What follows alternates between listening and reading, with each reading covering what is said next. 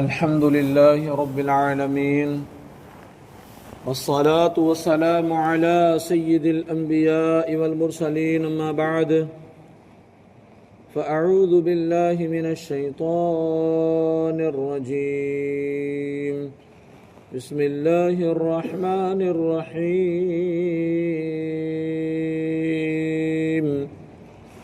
وعلم آدم الأسماء كلها ثم عرضهم على الملائكة فقال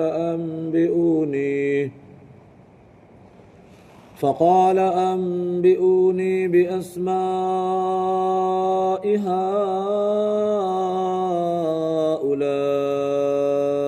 إن كنتم صادقين صدق اللہ العظیم۔ آئیے محبت کے ساتھ بارگاہ رسالت مآب صلی اللہ علیہ وسلم میں ہدیہ درود و سلام پیش کریں۔ جس طریقے سے میں پڑھاؤں مل کر آپ بھی ان درود و سلام کے صیغوں کو دہرائیں۔ الصلاۃ والسلام علیک یا رسول اللہ وعلی آلک واصحابک یا حبیب اللہ۔ الصلاۃ والسلام علیک یا نبی اللہ وعلی آلک واصحابک یا نور اللہ۔ نویت سنت الاعتکاف۔ اللہ پاک کلام مقدس میں ارشاد فرماتا ہے وَعَلَّمَ آدَمَ الْأَسْمَاءَ كُلَّهَا ثُمَّ عَرَضَهُمْ عَلَى الْمَلَائِكَةِ،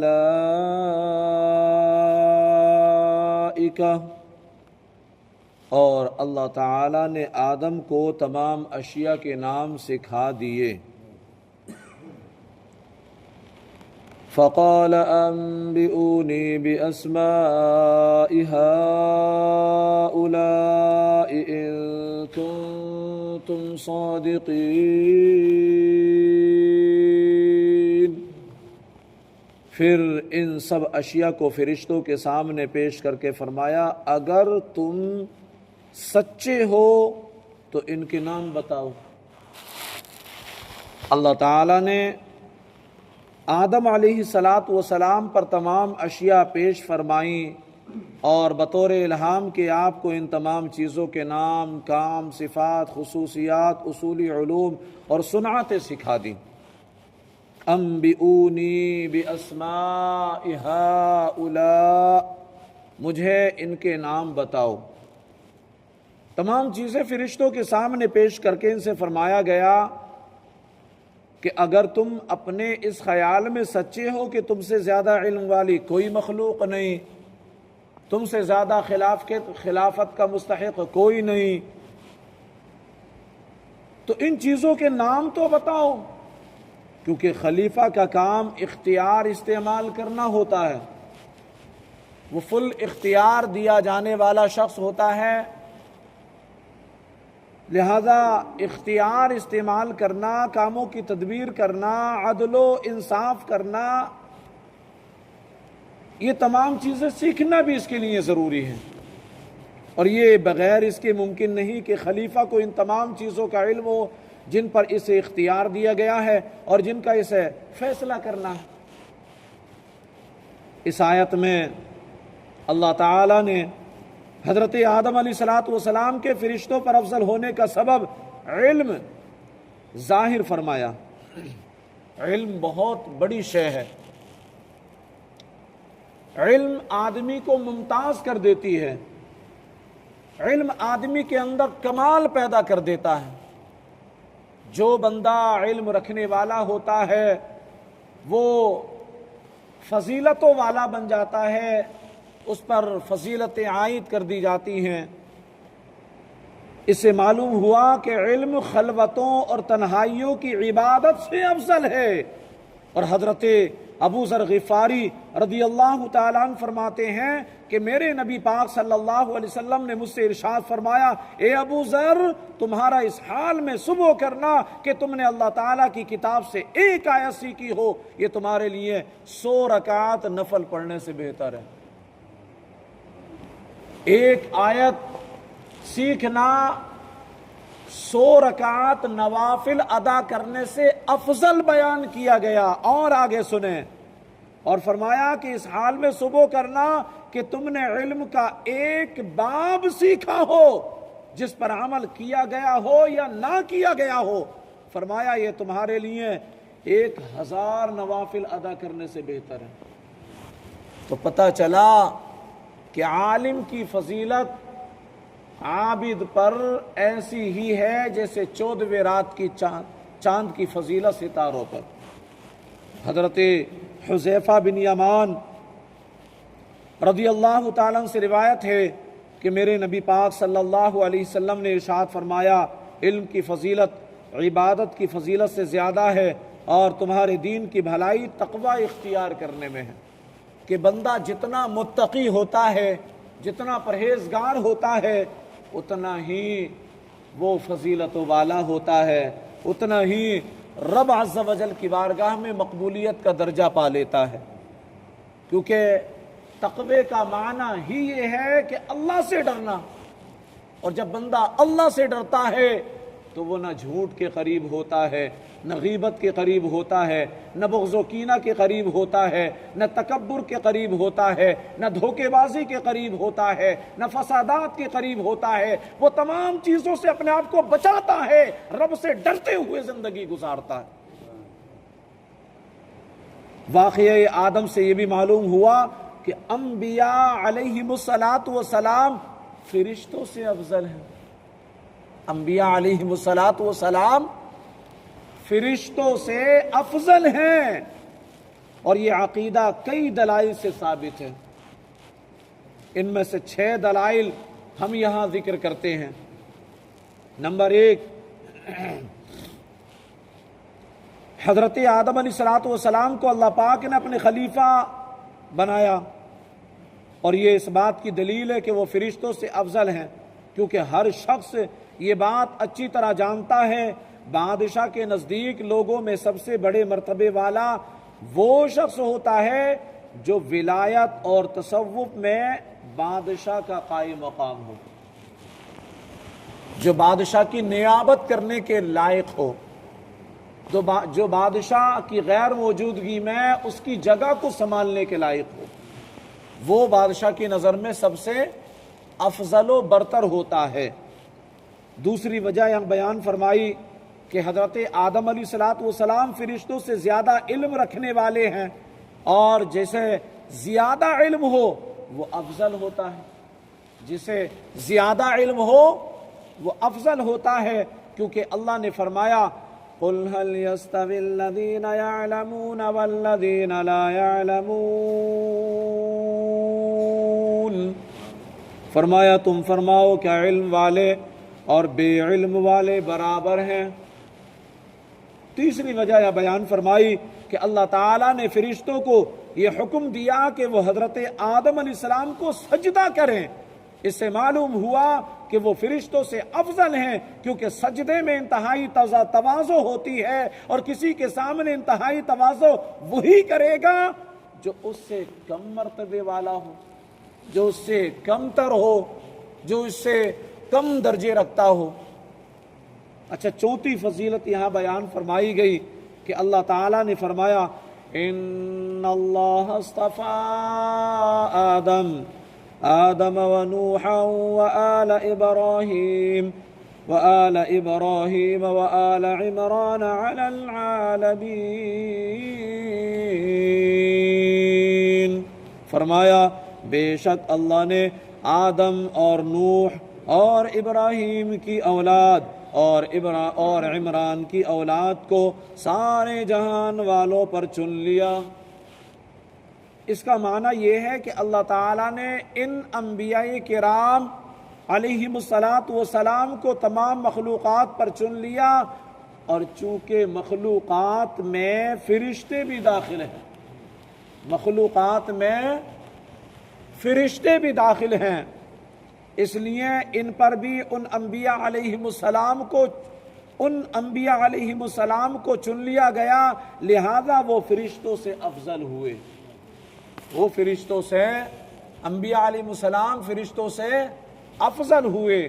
اور پانچویں فضیلت یہاں بیان فرمائی گئی کہ اللہ پاک نے اپنے حبیب صلی اللہ علیہ وسلم کے بارے میں ارشاد فرمایا وَمَا أَرْسَلْنَاكَ إِلَّا رَحْمَةً لِلْعَالَمِينَ، فرمایا اور ہم نے تمہیں تمام جہان کے لیے رحمت بنا کر ہی بھیجا۔ اور چونکہ عالمین میں فرشتے بھی داخل ہیں، عالمین میں فرشتے بھی داخل ہیں، اس لیے رسول پاک صلی اللہ علیہ وسلم ان کے لیے بھی رحمت ہوئے۔ اور جب آپ فرشتوں کے لیے رحمت مطلق ہیں تو یقیناً ان سے افضل بھی ہیں، ان سے اعلیٰ بھی ہیں۔ اسی لیے تو اعلیٰ حضرت عشق و مستی میں مچل کر کے کہتے ہیں سب سے اعلیٰ وہ اولا ہمارا نبی، سب سے بالا وہ بالا ہمارا نبی، سب سے بالا وہ بالا ہمارا نبی۔ اور چھٹی جو فضیلت بیان کی گئی وہ یہ کہ حضرت ابو سعید خدری رضی اللہ تعالیٰ عنہ سے روایت ہے کہ میرے نبی پاک صلی اللہ علیہ وسلم نے ارشاد فرمایا میرے دو وزیر ہیں، میرے دو وزیر آسمانوں میں ہیں۔ ارشاد فرمایا میرے دو وزیر آسمانوں میں ہیں اور دو وزیر زمین میں ہیں۔ اور پھر فرمایا کہ دو وزیر جو آسمانوں میں ہے وہ حضرت جبریل علیہ السلام ہے، حضرت میکائیل علیہ السلام ہے، اور جو دو وزیر میرے زمین میں ہیں وہ سیدنا ابو بکر صدیق رضی اللہ تعالیٰ عنہ اور سیدنا حضرت عمر فاروق اعظم رضی اللہ تعالیٰ عنہ ہے۔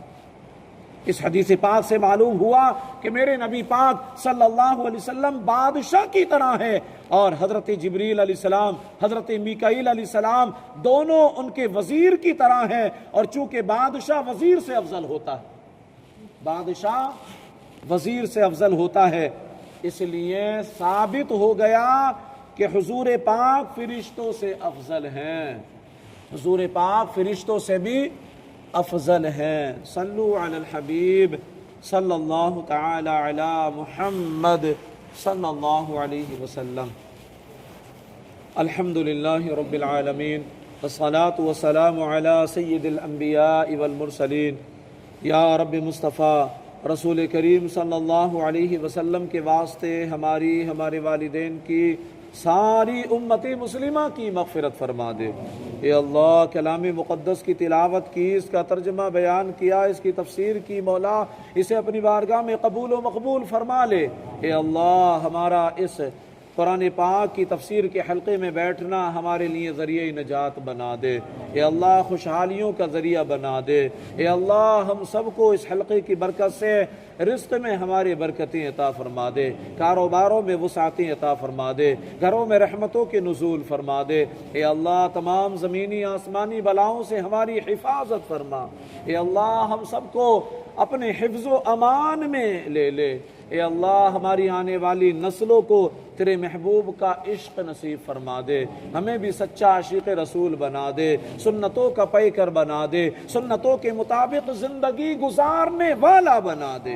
اے اللہ عبادتوں میں ہمارا جی لگا دے۔ اے اللہ عبادتوں میں لذتیں عطا فرما دے، سجدوں میں لذتیں عطا فرما دے، تلاوت قرآن میں لذتیں عطا فرما دے، درود و سلام میں لذتیں عطا فرما دے۔ اے اللہ ہمیں تیری رضا والے کاموں میں لگا دے، تیری ناراضگی والے کاموں سے بچا لے۔ اے اللہ تیرے نیک بندوں کی صحبت نصیب فرما دے، ایمان کی حلاوت نصیب فرما، ایمان پر ثابت خودوی نصیب فرما دے۔